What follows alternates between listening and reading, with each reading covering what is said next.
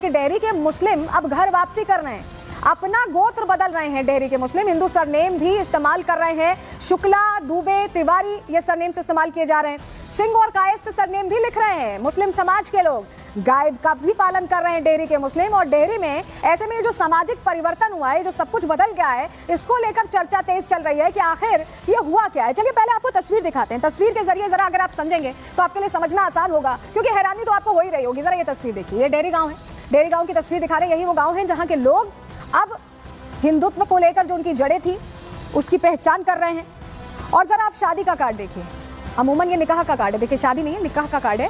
और इस पर लिखा हुआ है नौशाद अहमद दुबे। ये हम आपको हाईलाइट करके दिखा रहे हैं कई जगहों पर। देखिए ये साहब है जो कार्ड खोल रहे हैं और शादी के कार्ड पर दुबे सरनेम के साथ बाकायदा मेंशन्ड है।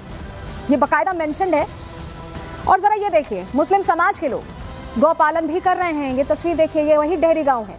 मुस्लिम समाज के लोग गाय पाल रहे हैं, रख रहे हैं, गाय माता का सम्मान कर रहे हैं, गौ माता का सम्मान कर रहे हैं। और ये तस्वीर बिल्कुल अलग है, क्योंकि ऐसा कभी होता शायद आपको दिखाई नहीं दिया होगा। लेकिन चलिए जरा आपको बताते हैं कि जब इतिहास खंगाला गया तो कैसे ये पता चला कि उनका तो दरअसल हिंदू या ये कहे कि ब्राह्मण गोत्र से संबंध। चलिए जानकारी आपके सामने रख रहे हैं।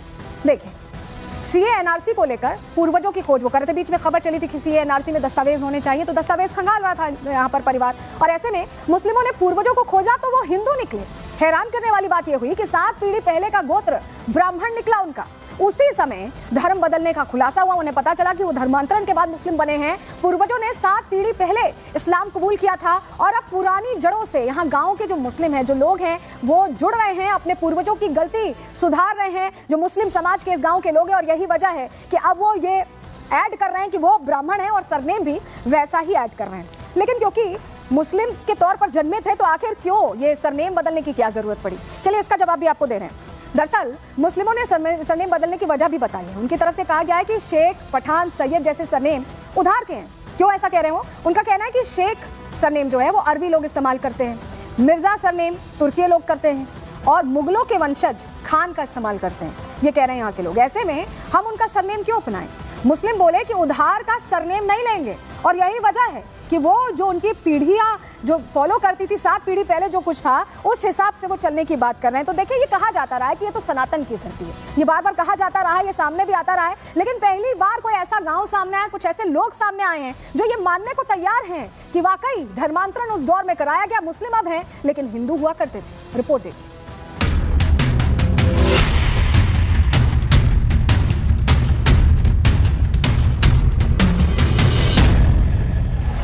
उत्तर प्रदेश के जौनपुर जिले का एक छोटा सा गांव डेहरी, नाम के अर्थ में ही दस्तक छिपी है।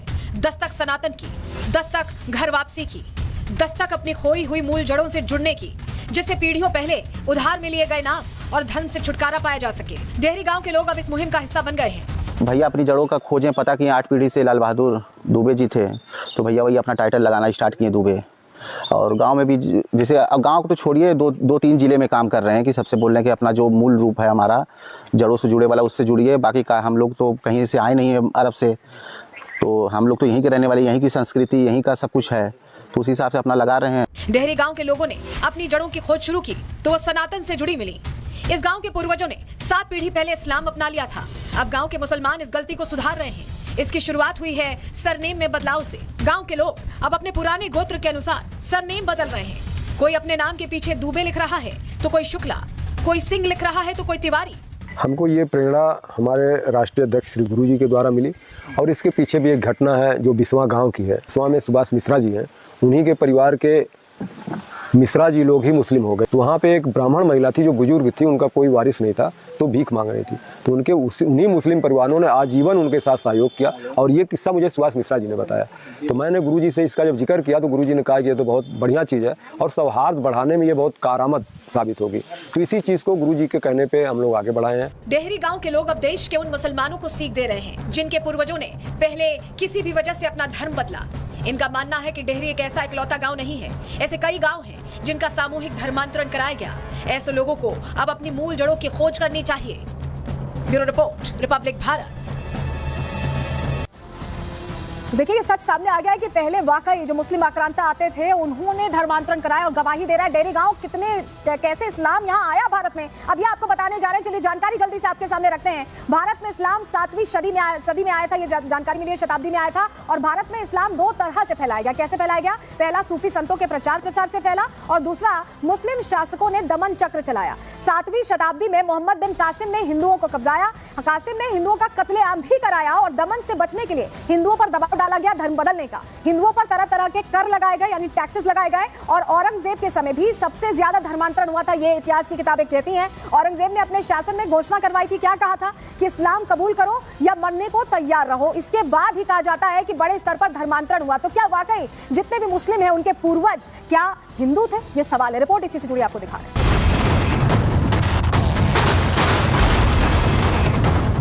क्या भारतीय मुसलमानों के पूर्वज हिंदू थे? क्या हिंदुओं का दमन कर इस्लाम कबूल कराया गया? मुसलमान बाहर से आए या कहीं के लोग कन्वर्ट हुए?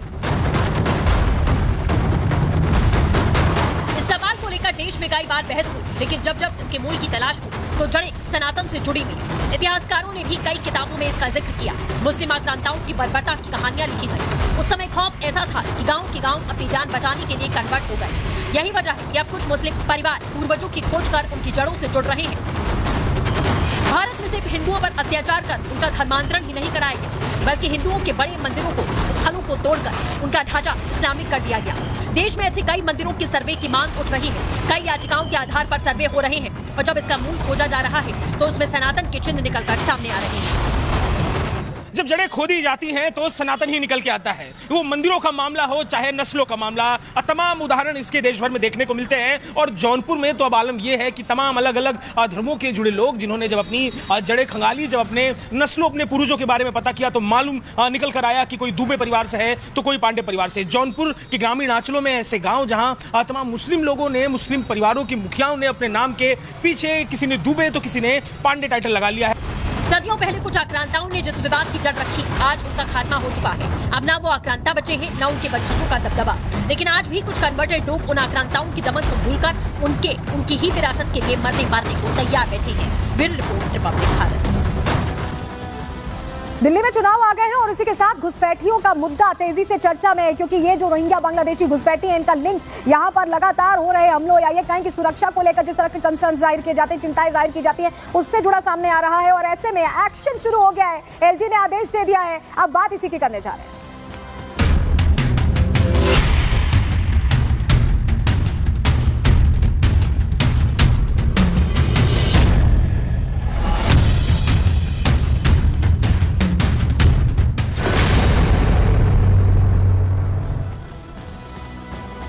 तो बढ़ते क्राइम ग्राफ के साथ सवाल यह भी खड़ा हो रहा है कि क्या बांग्लादेशी और रोहिंगी घुसपैठी यहां पर दिल्ली में अपनी जगह बना चुके हैं? इसी को लेकर आदेश जारी कर दिया गया एलजी की तरफ से। खबर क्या है, चलिए जल्दी से आपको पहले खबर बताते हैं, आपके सामने जानकारी रखते हैं। दिल्ली में घुसपैठियों पर अब शिकंजा कसने की तैयारी हो गई। एक्शन प्लान तैयार कर लिया गया है। घुसपैठियों की पहचान के लिए बाकायदा अभियान चलाए जा रहे हैं। बांग्लादेशी रोहिंग्याओं की पहचान शुरू हो चुकी है और कालिंदी कुंज इलाके में अभियान चलाया गया। रोहिंग्या बस्ती की पुलिस ने जांच की है और बस्ती के लोगों के जो दस्तावेज हैं, जो डॉक्यूमेंट्स हैं, दरअसल वो चेक किए गए हैं। और चलिए सबसे पहले आपको तस्वीर दिखाते हैं, जो चेकिंग की गई है उसकी तस्वीर जल्दी से आपको दिखा रहे हैं, क्योंकि लगातार अलग अलग जगहों में अब ये ऑपरेशन चलाया जाएगा, स्पेशल एक्शन ये लिया जाए। ये तस्वीर देखिए। अब ये जो रोहिंग्या बस्तियां हैं उनमें जो कागज हैं वो पूछे जा रहे हैं, क्योंकि उसी की बिना पर पहचान हो पाएगी कि क्या ये यहाँ के रहवासी हैं या घुसपैठिए हैं। ये तस्वीर हम आपको दिखा रहे हैं और दिल्ली कमिश्नर की वो चिट्ठी, एलजी की वो चिट्ठी भी दिखा रहे हैं, जिसमें अनुरोध किया गया कि 2 महीने तक स्पेशल अभियान चलाया जाए और पहचान की जाए उन इलाकों में रह रहे लोगों की कि क्या वो घुसपैठिए तो नहीं है। और इसको लेकर कंसर्न जाहिर किया गया, क्योंकि लगातार बढ़ते क्राइम ग्राफ पर भी इनका लिंक सामने आ रहा था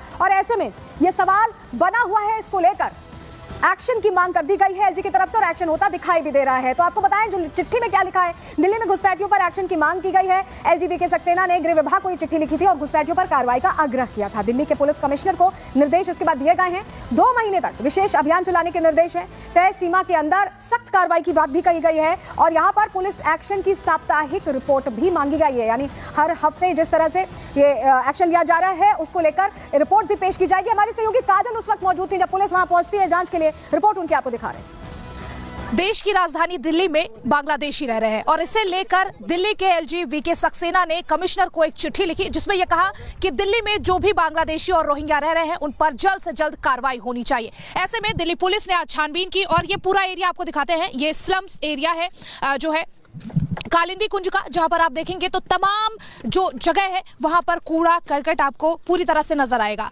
यहां पर आज दिल्ली पुलिस पहुंची थी छानबीन के लिए, पड़ताल के लिए, जिसमें पाया गया कि कुछ बांग्लादेशी यहां पर रहते हैं और कुछ जो लोग हैं वो असम से यहां पर लोग रह रहे हैं।